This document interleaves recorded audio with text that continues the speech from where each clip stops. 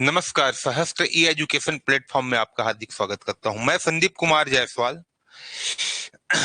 तो देखिए, चार्वाक दर्शन हम आज स्टार्ट करेंगे।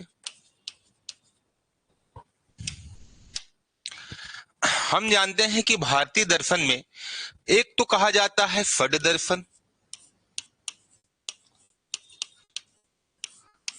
जो वेदों पर विश्वास करते हैं, और एक होते हैं जो वेदों पर विश्वास नहीं करते, जिन्हें हम लोग नास्तिक दर्शन की श्रेणी में डालते हैं।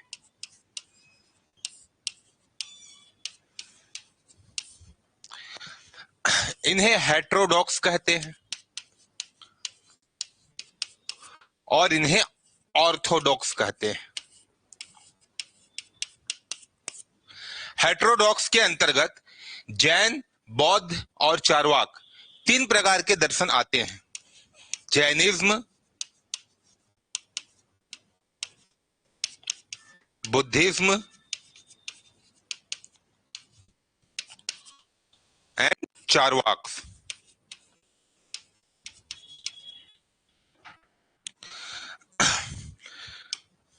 देखते हैं हम चार्वाक दर्शन के तीन कॉन्सेप्ट, चार्वाक के तीन कॉन्सेप्ट जिनको हम कहते हैं ज्ञान मीमांसा,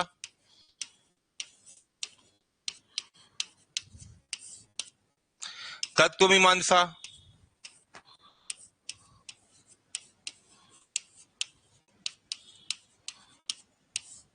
और सुखवाद। इन तीन दर्शनों को हमारे मेंस के सिलेबस में शामिल किया गया है और आज हम इनमें से दो जिनको कहा जाएगा ज्ञान मीमांसा और सुखवाद पर चर्चा करेंगे। सबसे पहले हम लोग देखते हैं ज्ञान मीमांसा। ज्ञान मीमांसा का अंग्रेजी अनुवाद है एपिस्टीमोलॉजी।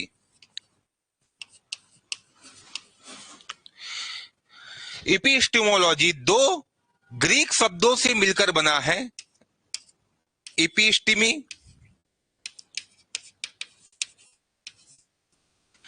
एंड लोगस। ये जो दो ग्रीक शब्द होते हैं, उसमें से एपिस्टीमी को कहते हैं हम लोग ज्ञान या फिर नॉलेज, और लोगस का अर्थ होता है कारण या रीजन।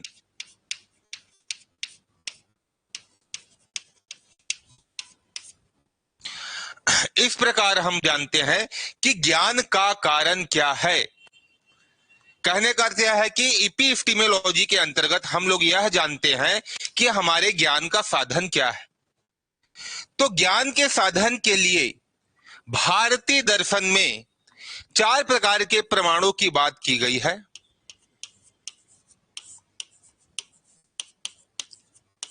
भारतीय दर्शन में यथार्थ ज्ञान के खोज के लिए चार प्रकार के प्रमाणों की बात की गई है, जिनमें है पहला प्रत्यक्ष प्रमाण,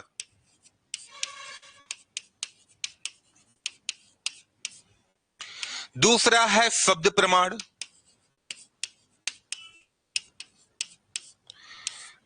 तीसरा है अनुमान प्रमाण,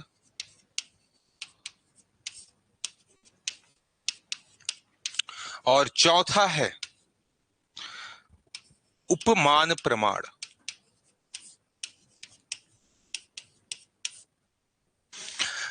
जैसे हम देखते हैं कि प्रत्यक्ष प्रमाण का अंग्रेजी अनुवाद होता है परसेप्शन, शब्द प्रमाण मतलब वर्ड प्रूफ, अनुमान मतलब इन्फिरेंस,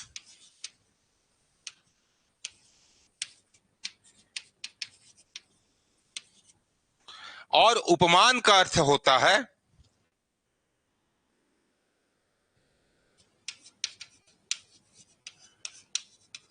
एविडेंस, एविडेंस।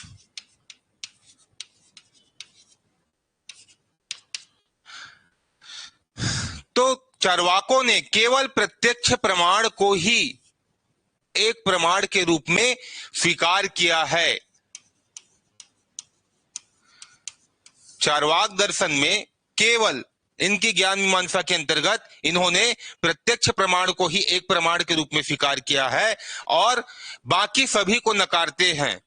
और कैसे नकारते हैं यह देखते हैं कि शब्द जो है वह अलग अलग स्थितियों में अलग अलग परिस्थितियों में अलग अलग अर्थ देते हैं। जैसे कि आप किसी से सुनकर जाते हो और उसे जाकर किसी दूसरे को बताते हो, तो जो आपने सुना था वही हूबहू दूसरे को बता पाना बहुत ही कठिन है।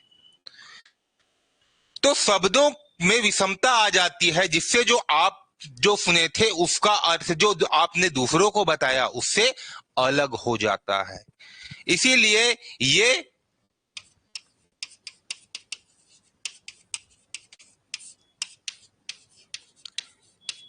इसीलिए चार्वाकों ने इसे नकारा है और बोलते हैं कि शब्द प्रमाण नहीं होते। और इसी के अंतर्गत चार्वाकों ने वेद प्रमाण को भी नकारा है। कहते हैं वेद भी श्रुति के विषय है, अश्रुति के, जिसे हम लोगों ने कभी नहीं सुना है। यह केवल एक शब्द प्रमाण है और इसी के अंतर्गत यह वेदों की प्रासंगिकता को भी नकारते हैं। जैसे अनुमान प्रमाण को देखा जाए तो अनुमान से अर्थ यह है कि आप कहीं पर अंदाजा लगाते हैं और यह कहते हैं कि हाँ, यदि वहां पर धुआं उठ रहा है तो नीचे सही कहीं न कहीं पर आग लगी होगी। लेकिन हम लोग पर्वतीय क्षेत्रों में देखते हैं कि कोहरे के कारण हमें ऐसा प्रतीत होता है कि नीचे से धुआं उठ रहा है, लेकिन वास्तव में वहां पर जाने पर हमें यह भान होता है कि आग नहीं लगी है, ऐसा कोहरे के कारण हुआ है। इसी आधार पर इन्होंने अनुमान प्रमाण को भी नकारा है। उपमान प्रमाण, जैसे आप किसी एक वस्तु की तुलना दूसरे वस्तु से करें और उस तुलना के माध्यम से दूसरे वस्तु को जानने का प्रयास करते हैं, उसे ही उपमान प्रमाण कहा गया है। जैसे कि किसी ने मान लीजिए गाय देखी है और वह जंगल गया, उसे गाय जैसा ही पशु दिखा तो उसे उसने नील गाय कह दिया। अगर नील गाय गाय होती तो आज हमारे शहरों में और आज हमारे ग्रामीण अंचल में दिखाई देती, लेकिन ऐसा नहीं होता है। इस प्रकार जो चार्वाक है वह केवल प्रत्यक्ष प्रमाण को ही स्वीकार करते हैं और यह प्रत्यक्ष जो है दो शब्दों से मिलकर बना है, प्रतिधन अक्ष। प्रति का अर्थ होता है के सामने और अक्ष हमारे अक्षी से बनता है, जिसका अर्थ होता है आंख। इस प्रकार इसका सम्मिलित रूप से अर्थ कहा जाए तो आंखों के सामने जो ज्ञान हमें प्राप्त होता है, यहां पर आंखों से तात्पर्य हमारे इंद्रियों से है और जिसके अंतर्गत हमारी जो 5 ज्ञानेंद्रियां हैं,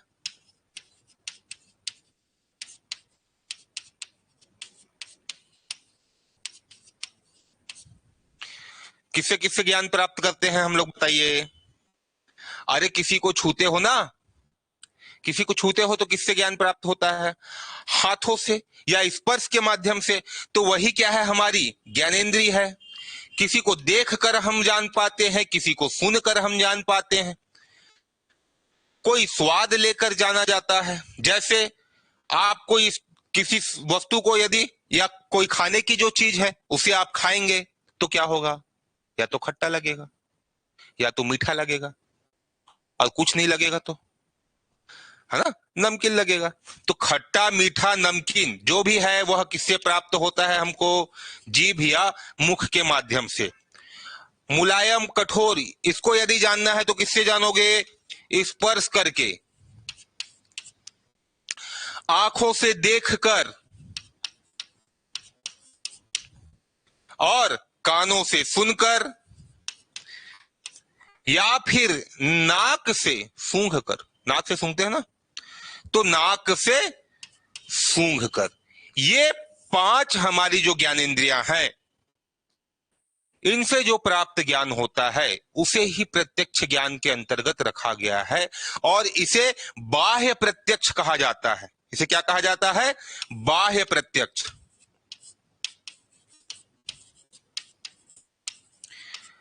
या एक्सटर्नल परसेप्शन।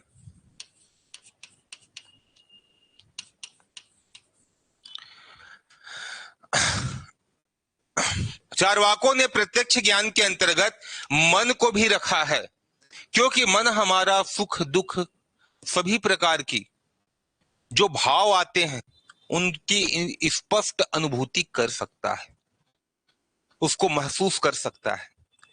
इसीलिए इन्होंने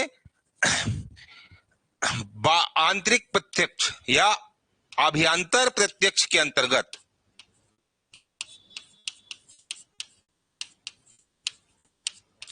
मन को भी शामिल किया गया है और इसे मनस प्रत्यक्ष कहा है।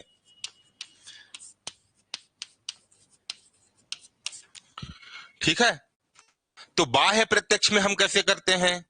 हमारे जो 5 सेंसेस है उनसे यदि बाहरी या एक्सटर्नल जो हमारे ऑब्जेक्ट्स हैं उनका यदि संपर्क होता है तो वह ज्ञान जो होगा वह कौन सा होगा? बाह्य प्रत्यक्ष होगा। और जो हम अपने माइंड के माध्यम से, याद रखना मन हमारे साउल से संबंधित नहीं है, हमारे माइंड से संबंधित है, साउल को ये मानते नहीं है। तो मन जो है वह हमारा क्या है? माइंड है ना? और माइंड ही क्या है? आंतरिक प्रत्यक्ष है, जिससे हमको क्या मिलता है? प्रत्यक्ष प्रमाण के रूप में इसे स्वीकार चार्वाक करते हैं। आगे देखते हैं हम लोग सुखवाद चार्वाक का।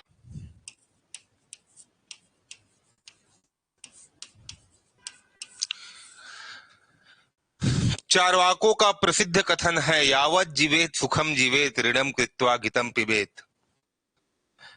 यावत जीवेत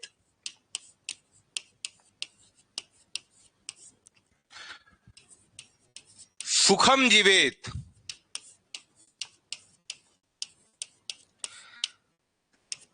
ऋणम कृत्वा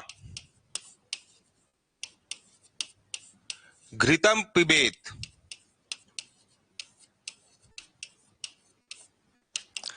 अर्थात जब तक जियो सुख से जियो, चाहे उधार लेकर घी पियो। इसी में कहते हैं ये भस्मीभूतस्य देहस्य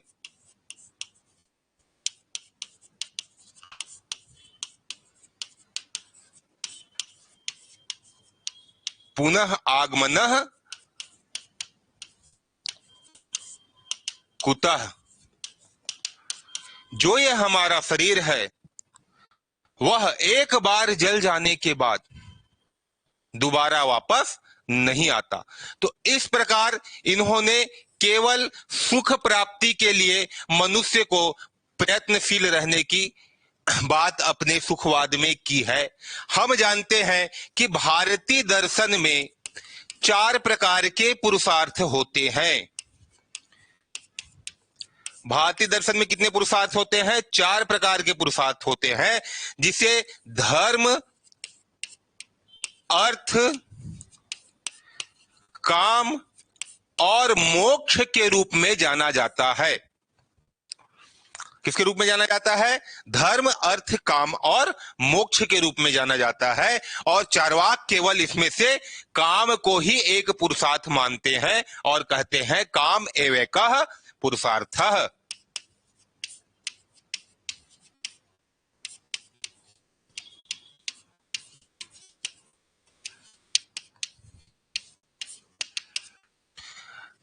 देखिए, सबसे पहले तो वो धर्म को नकारते हैं। कैसे नकारते हैं? वेदों में जो लक्षित वाक्य है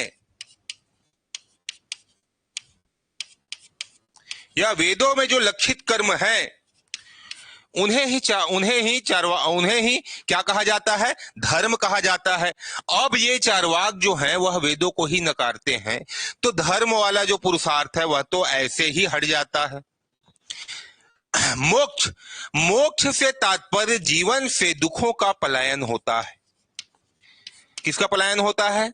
जीवन से दुखों का पलायन।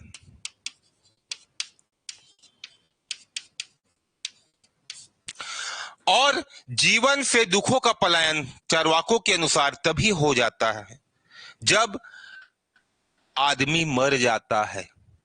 आदमी जब मरता है तभी जीवन से दुख उसका जा पाता है, उससे पहले तो नहीं जा पाता। इसीलिए कहते हैं ये सुखमेव स्वर्गम,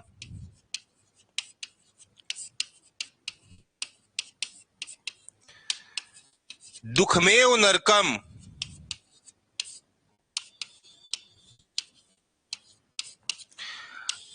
मरणम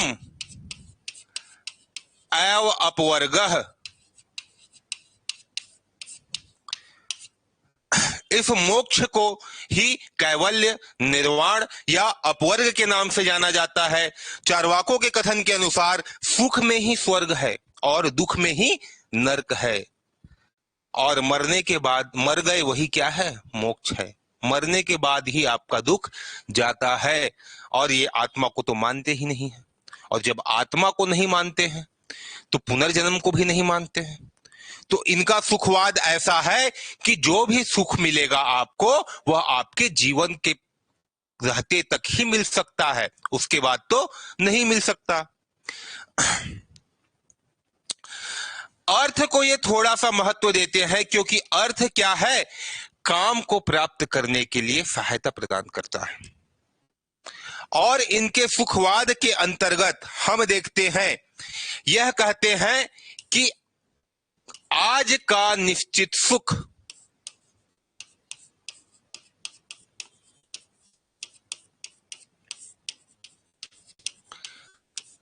कल के अनिश्चित सुख से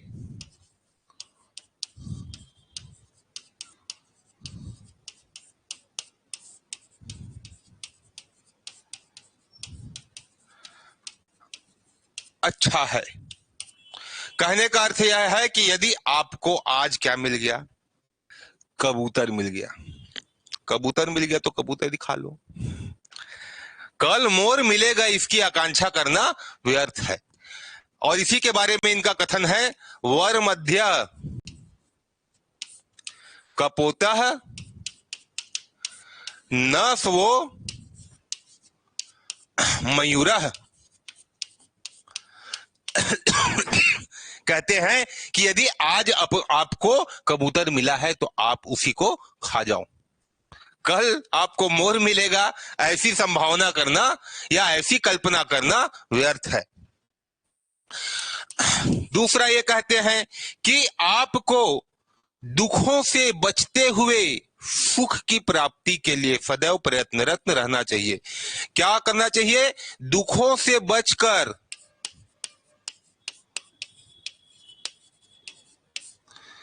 सुख प्राप्त करना चाहिए।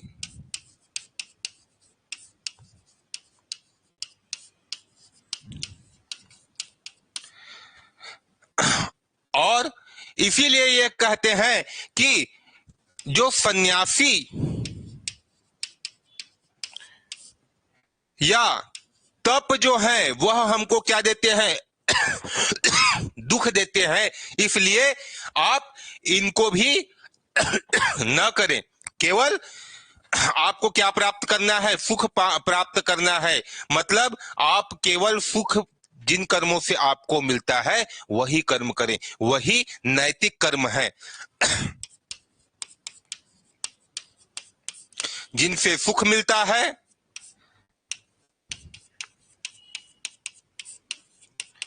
वही नैतिक कर्म है।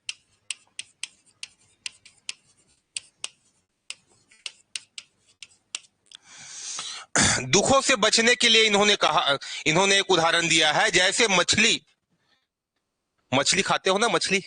अब मछली को खाने के लिए क्या करते हो? कांटा को निकाल देते हो, और कांटा निकाल के जो बचता है उसको खाते हो। तो उसी प्रकार जीवन में आपको क्या करना है, दुखों से बचना है।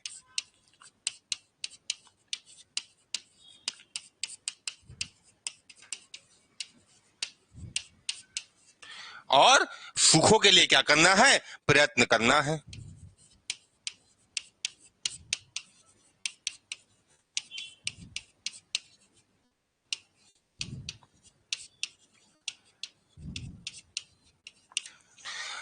इसी में ये कहते हैं कि सुख जो होते हैं उनमें मात्रात्मक अंतर हो सकता है। कोई सुख हो सकता है आपका ज्यादा हो, कोई सुख हो सकता है आपका कम हो, लेकिन इन सुखों में गुणात्मक भेद नहीं होता है।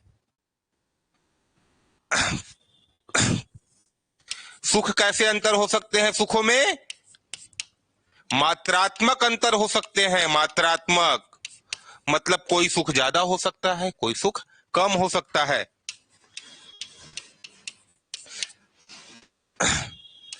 लेकिन गुणात्मक भेद नहीं होता।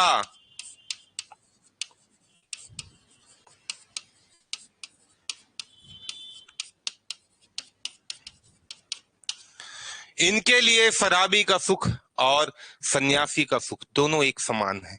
जैसे शराबी के सुख के बारे में यह कहते हैं कि आपका पुनर्जन्म तो होना है नहीं, तो पीत्वा पीत्वा पुनः पीत्वा,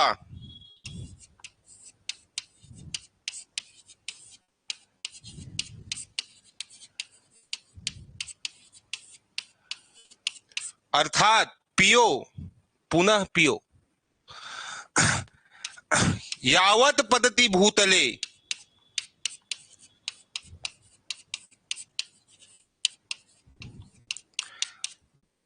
अरे पियो रे, तब तक पियो जब तक भूतल पर न गिर पड़ो।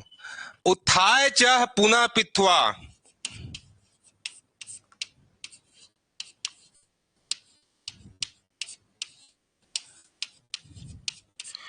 उठो फिर पियो, क्योंकि पुनर्जन्म विद्यमान नहीं होता। पुनर्जन्म न विद्यते। ठीक है, तो बाकी फिर हम लोग नेक्स्ट क्लास में देखेंगे। धन्यवाद।